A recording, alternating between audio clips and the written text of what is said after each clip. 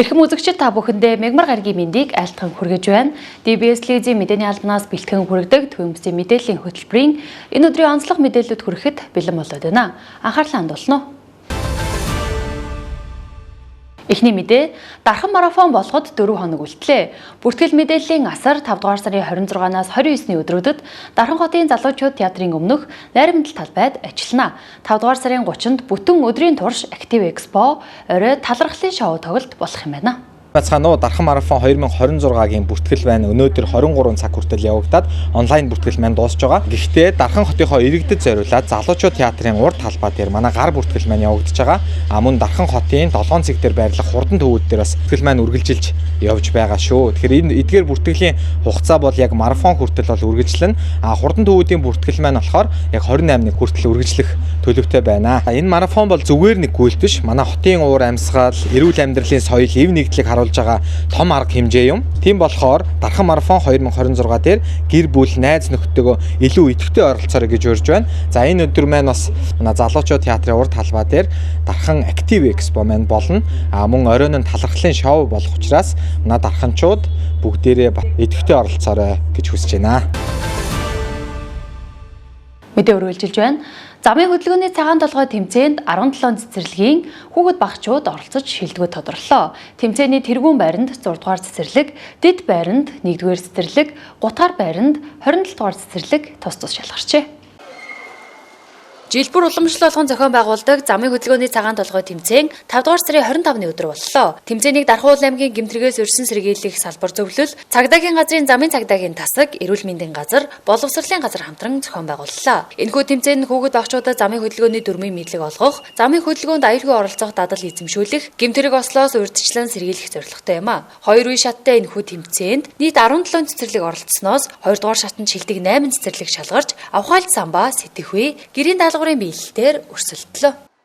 За уг тэмцээний ерөнхийдөө ач холбогдол бол бага насны хүүхдүүдэд замын хөдөлгөөний мэдлэг, ур чадвар олгох, замын хөдөлгөөнд орох, зөв дадал соёлыг бий болгох. Замын одоо зам тээврийн осол хэрэгтлээд одоо өртөж гохлогоос урьдчилан сэргийлэх ийм гол зорилготой тэмцээн маань өнөөдөр нэлээд өрсөлдөөнтэй зохион байгуулагдаад. Нэгдүгээр шатанд л ерөнхийдөө 17 цэцэрлэг оролцсон. За нэгдүгээр шатны шалгуулалтаар нөгөө гэрээний даалгавар, замын одоо тухайн цэцэрлэг дээр хэцгийн өдрөлөг энтрийг зохион байгуулад тэгээ оролцоог хангаад шалгарсан 8 цэцэрлэг 2 дугаар шатанд оролцож ингээд бүгд тэмцээнд оролцсон байгаа. Сайн байна уу? Намайг Гомбочроо амддаг. Би хонгорсон 14 цэцэрлэгийн бэлтгэл бүгдний ангина. 2 таллуугаа хайрч гарах хэрэгтэй. Баруун гараа өргөн. Догоон гэлээ тэмцээд болж байгаа найзтай амжилт хүсье. 26 дугаар цэцэрлэг. Ногоон гэлээр гарах хэрэгтэй. Тэгээд бас журман цагаан гацаар гарах болохоор ээж автагаа дарцаар гарах хэрэгтэй. Хүүхдүүд ногоон гэлээр гаж тэгээд гацаар гараад хүүхдүүдээ ногоон гэлээ цагаан шагнаа гараарай. Замын хөдөлгөөний цагаан толгой тэмцээн нь зөвхөн хүүхдүүд бус багш эцэг эхчүүдийн хамтын оролцоог хангадгаараа онцлогтой. Тэмцээний хүрээнд багчууд замын хөдөлгөөний дүрмийн анхан шатны мэдлэгтэй болж зөв дадалд суралцж байна.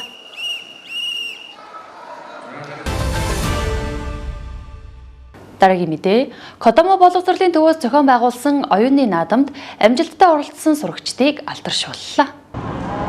Дархан хотын хүүхэд багчуудын оюуны хөгжил, авьяас чадварыг дэмжсэн томоохон арга хэмжээ Кодомо оюуны наадам 2026 амжилттай зохион байгуулагдлаа. Энэхүү оюуны наадам нь 5-аас 12 насны хүүхдүүдийн дунд Сорбон болон Рубик шоу гэсэн 2 төрлөөр зохион байгуулагдсан бөгөөд жил ирэх тусам оролцогчдын тоо, хүүхдүүдийн ур чадвар улам бүр нэмэгдэж байгааг зохион байгуулагчид онцолж байна. Дэлхийн шооны холбооноос албан ёсоор хүлээн зөвшөөрөгдсөн олон улсын зэрэгэлтэй Рубик шооны тэмцээнд 6 насны ангиллыг анх удаа шинээр оруулсан юм а. Уг ангиллал 50 гаруй бяцхан суралцагчид оролцож, авхайлт самбаа төвлөрүүл, хурд сэтгэн бодох чадвараараа өрсөлдөж, үзэгчид эцэг эхчүүдийг гайхшруулсан юм а.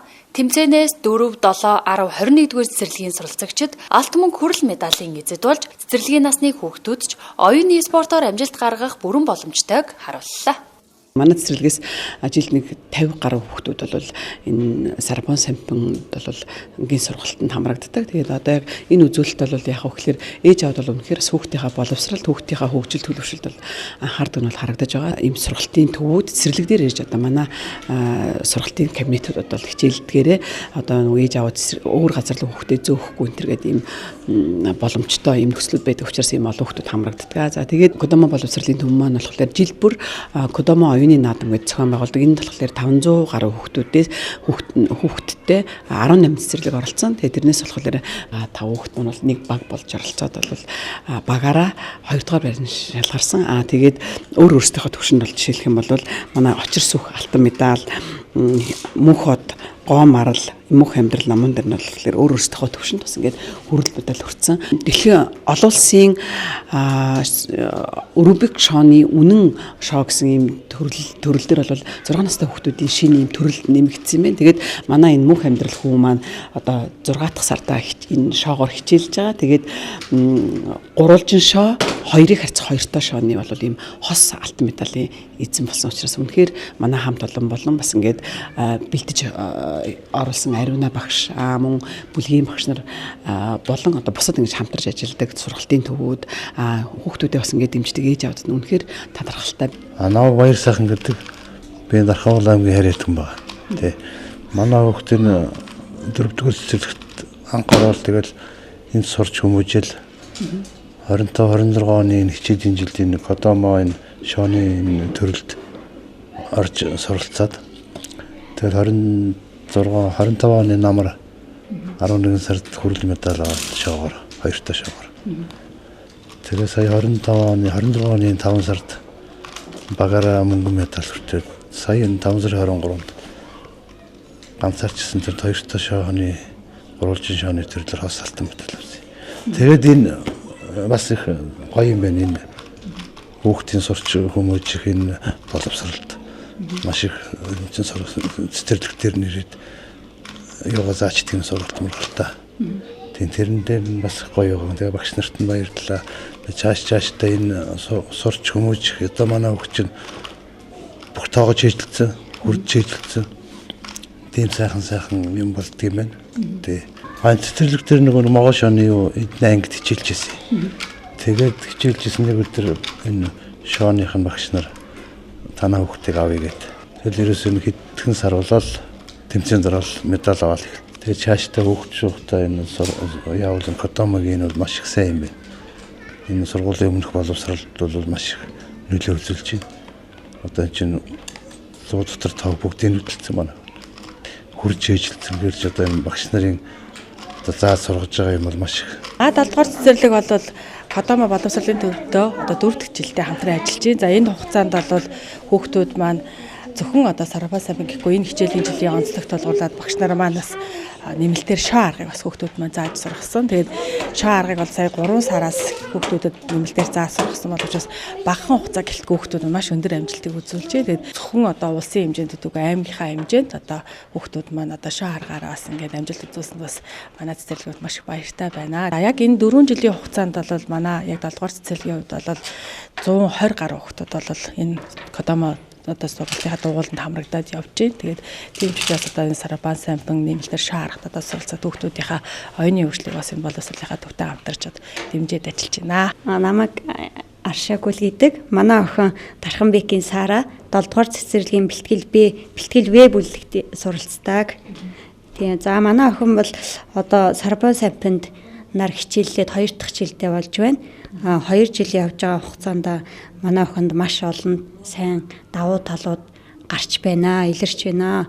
Одоо Сарбонд сурснаар миний охин өөртөө ихтгэлтэй, итгэн бодох чадвар сайтай, анхаарал төвлөрөлт сайтай, маш их юм оюуны айгүйх сайн эерэг олон давуу талуудтай гарч байгаа, илэрч байгаа миний охинд.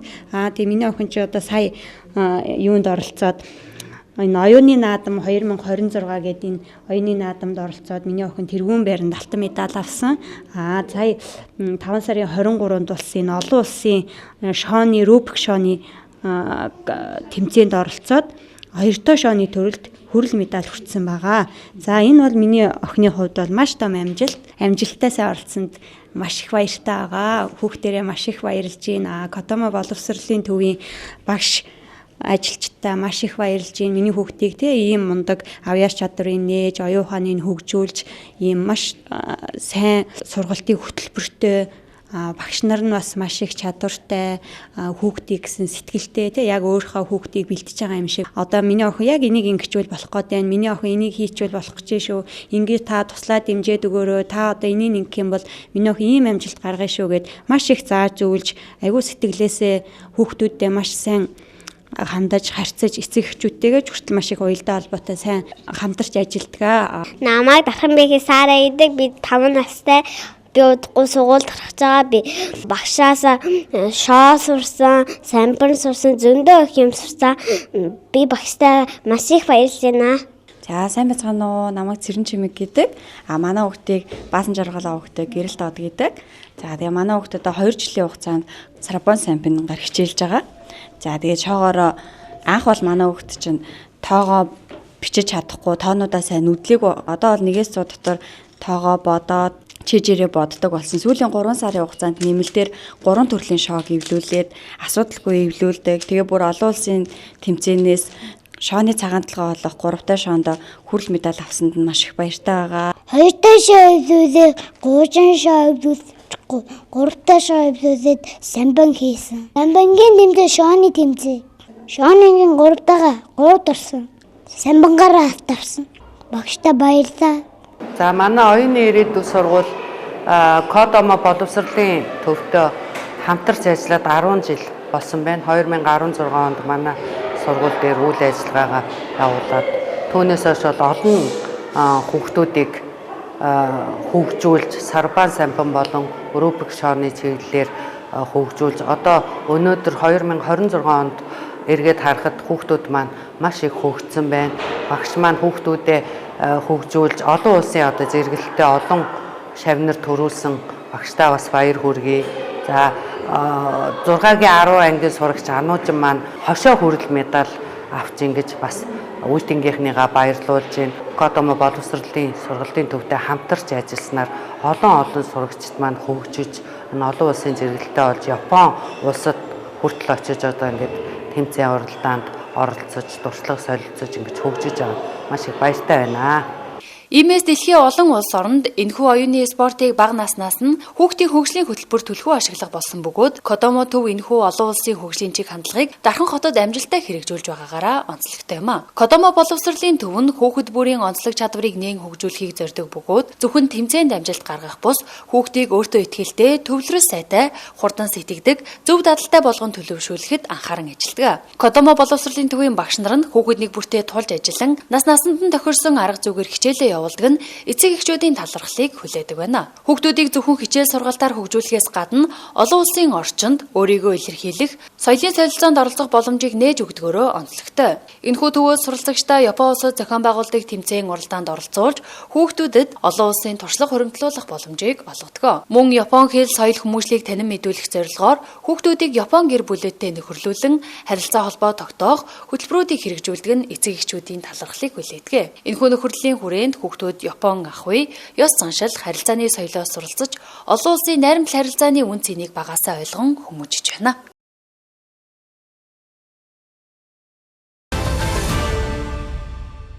Хөтөлбөрт анхаарлаа хандуулж байгаад баярлалаа. Дараагийн мэдээ.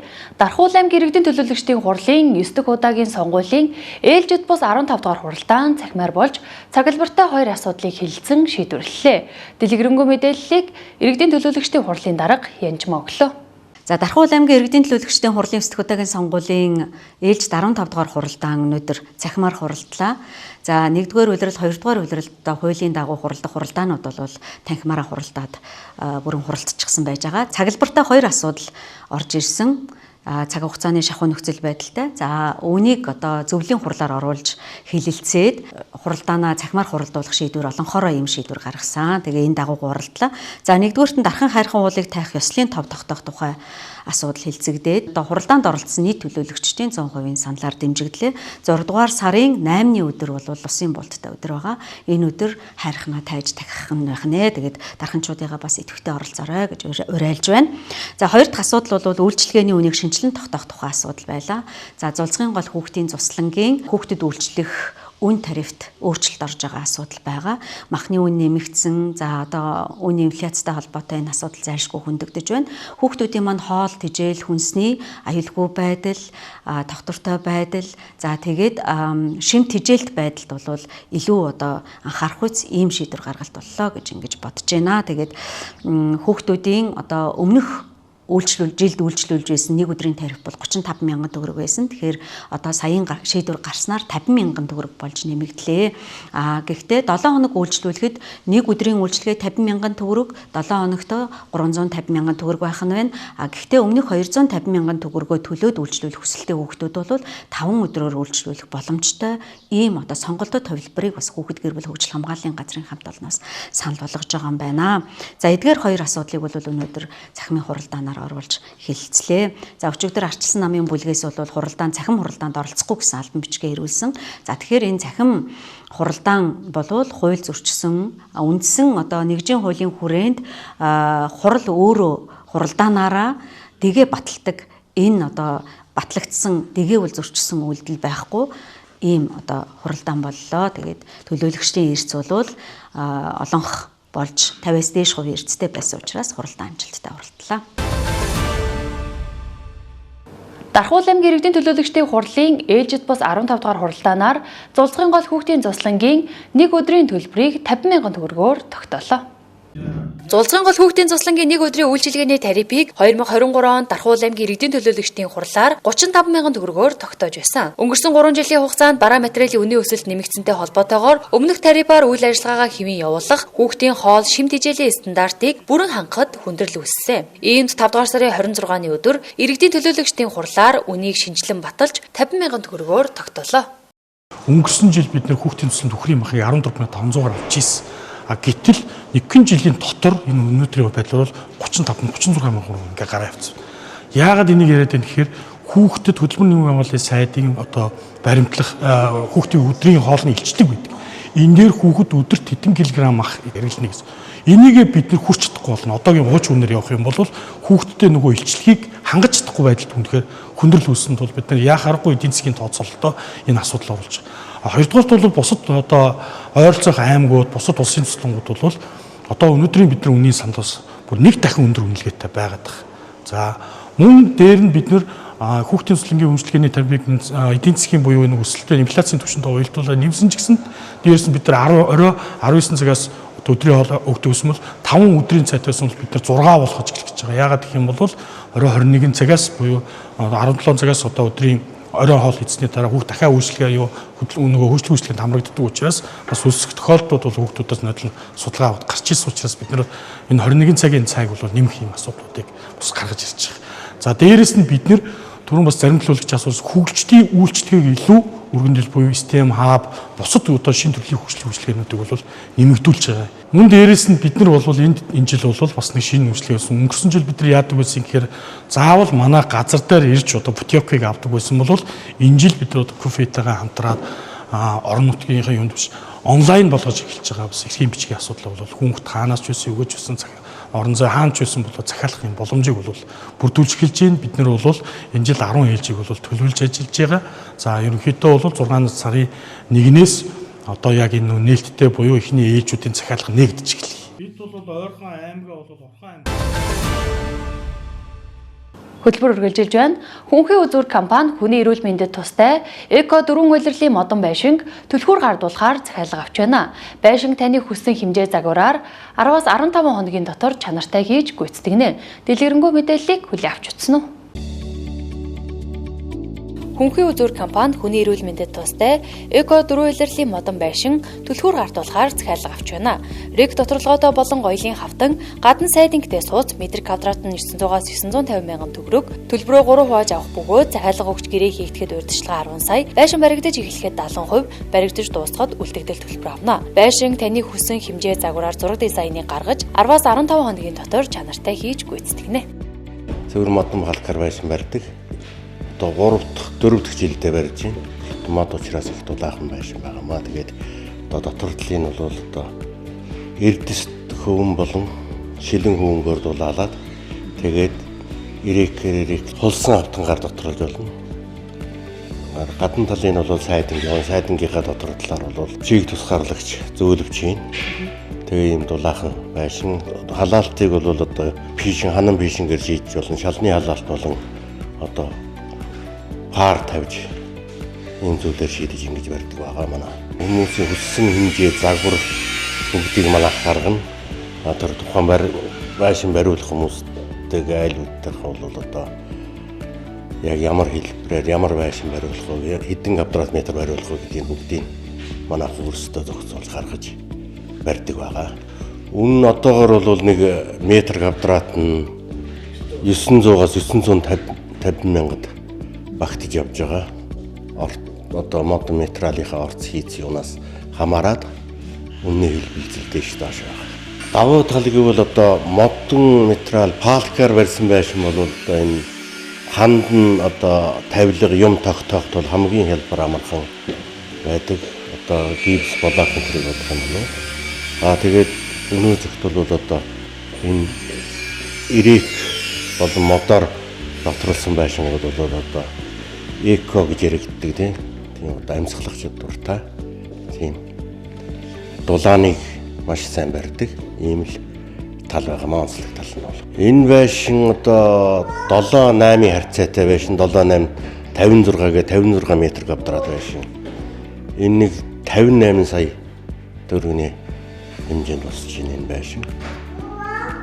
Ер нь бол нэг одоо 50-аас 60 метр квадрат байшин бол нэг 62-3 сая төгрөгөнд л босдог. Таатал нь.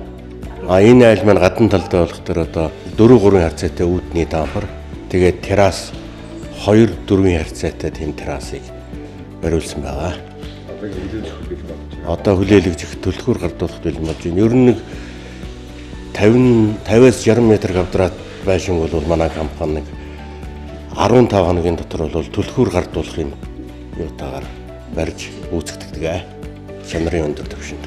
Та бүхний харж байгаа энэ хүү байшинг 14 хоногийн дотор барьж түлхүүр гардуулахад бэлэн болсон бөгөөд захиалагчийн зүгээс хурдан шуурхай чанартай байж гүйцэтгэж байгаад сэтгэл хангалуун байгаагаа хэлж байна. Энэ компаниар өмнө барилга барьжсэн аавж байна маа. Тэгээд айгүй сэтгэл хангалуун 100% байгаа. Тэгээд дахиж өөрсдийнхээ гэрээ бариулах болсон. Байшингийн хувьд сэтгэл хангалуун байна. Хугацааны хувьд бол санснаг бодвол гайгүй. Тэгээд хийж байгаа гүйцэтгэл нь сайн байсан. Төлбөрийн нөхцөлийн хувьд бол хүндрэлтэй байгаагүй 3% одоо хувааж өгчсэн болохоор боломжийн гайгүй байсан. Хөнхөн үзүр компанийн байшин нь хүний эрүүл мэндэд тустай эко гэдгээр онцлогтой бөгөөд байшингаа барихдаа дараах материалуудыг ашигладаг байна. Тэр ханаа өрөөд завсарлахтаар хөөсөр наагаад тэгээ балкны хадаас хадаад тэгээ гадна талын дулаалга болохоор энэ чиг тусгаарлагч зөөлөвч шинэ. Энэ зөөлөвчроо тэгээ энэ сайтыг төмөр сайтыг дотор талд дулаалгахтаа төмөр сайтыг гадна талдаа дотор талын дулаалга нь болохоор энэ эко шилэн өн тэгээд энэ гадар чиг тусгаарлагч зөөлөвч энэ болохоор чиг юунаас бүгдгээс нь хамгаална дулаалгын тэгээ энэ дээр ирээх юм хулсан автангаар дотор талаад доторлон гэсэн үг. Дотор доторлогын эко өн бол хүмүүс сонголтоор Палкан байшин нь метр квадратаас шалтгаалж 10-аас 15 хоногийн дотор баригдаж дуусна. Үүнд 2 өрөө гаргаж таны хүсэлтээр өрөөний зохион байгуулалтыг хийнэ. Дотор засал, дулаалга, вакуум цонх, дээвэр хаалга, паркетын шал өнгөний сонголтоор ханын пишинг барьж өгнө. Эсвэл шалны халаалт нэмэлтээр хийлгэж болно. Та 21 аймгийн хаанч өөрийн эзэмшил газар дээрээ дөрвөн улирлын байшингаа захиалаад 10-аас 15 хоногийн дотор түлхүүрээ хүлээн аваарай. Метр квадратын үн 900-аас 950 мянган төгрөг, захиалга өгөх утас 88 96 44 38. Хөлбөр үргэлжилж байна. Тээвэр дархан компанийн дэргэдэх эцэг эхийн зөвлөл нийгмийн хариуцлагын хүрээнд Зулцгын гол хүүхдийн цусланд 3 дугуй техникийг хандиваллаа. Дэлгэрэнгүй мэдээллийг хүлээн авч үзсэн үү?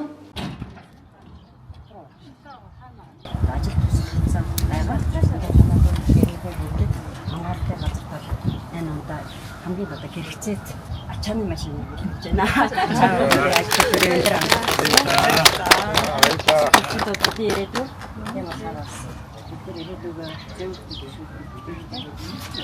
Дархан тээвэр хувьцат компани нийгмийн хариуцлагын хүрээнд мөн Дархан тээвэр хувьцат компани эцгийн зөвлөлийн энэ оны ажил тусгагдсан хөгжил хөгжлийн төлөө төвд тодорхой хэмжээний хүүхдүүдийн ирээдүйн одоо хөгжлийн төлөө өнөөдөр энэ үйлчилгээний одоо явах машиныг одоо бэлгэлж байна. Тун утга олон улсын хүүхдийн эрхийг хамгаалах өдөр тохиож байгаа. За мөн бас энэ жил бол Монгол улсад хүүхдийн төслийн болон 100 жилийн тохиож байгаа. За энэ хүрээнд бол манай Дархан Улаан аймагт бол 162 болоод байгууллагын дэргэд эцгийн зөвлөл үйл ажиллагаа явуулдаг. Үүний Дархан тээвэр Дархан хувьцат компани эцгийн зөвлөлөөс хүүхдийн талаар заа гэж хэлий. Заа гэснээ хэрэгжүүлэх гэдэг бодит ажил болгож өнөөдөр бас тулгын бол хүүхдийн төслөнд за энэ хүү бас хүүхдийн төслөнгийн арын ажилтны бас ажлыг нуглах зорилгоор бол бас энэ 3 дугуйт одоо тээвэрлэгчийг бол хүлээлгэж өгсөн бол за нийт одоо байгууллагын нэрээс хүүхдүүдийн нэрээс бол чин сэтгэлээсээ баярлалаа гэж хэлмээр байна. Манай байгууллагын хамт олон ажлын өндөр хэмжээтэй өсөж ирж байна.